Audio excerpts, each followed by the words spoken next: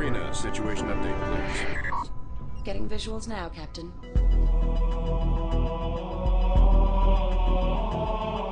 When you play the original Halo games, an explosion takes up the whole screen. So I'm going to kill a fast-moving purple thing, and it will come at me and die. In Halo Wars, it's going to be a view from 40 feet up, so it's not going to be one explosion, it's going to be 20.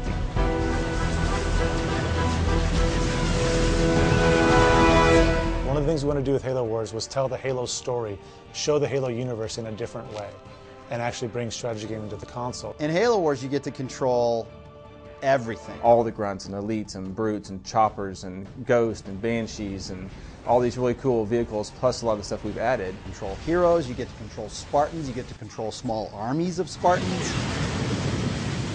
Everything is under your control in a real-time strategy.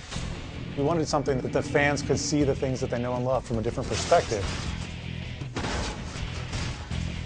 Spartan jacking is one of the best things in the game.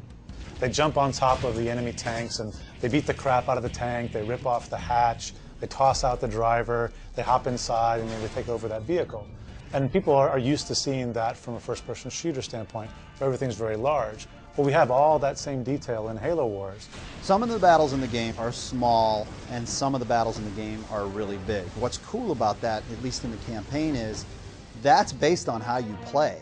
If you spend more time going to fight the Covenant, you may be dealing with a larger force than if you would have gotten there quicker. And you get those choices, which is, again, the hallmark of a strategy game. How do I want to build my army out? And by the end, you've got 12 or 15 Scorpion tanks rolling across the landscape, or you could have 40 or 50 Marines. And it's really kind of your choice. It is a game more focused about combat, which is certainly what the Halo fans will expect. People want to blow stuff up, myself included.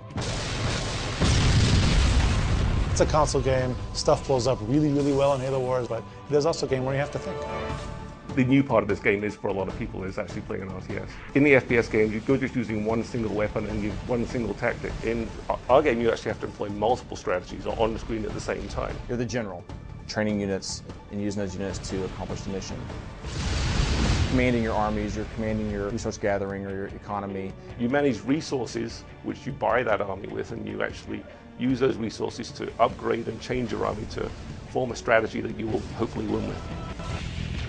There's a lot of different definitions for armies, right? There's like a teched out army, which is maybe not as big an army, but you've spent a lot more of your resources on technologies and things like that, so it's a very powerful army. And it actually kind of maps into Halo Wars really well, because in our game, the UNSC, the humans, they're the regimented army. But the Covenant, the sort of religious zealots, they can bring a lot more units to the fight, but each of those units is a little bit weaker.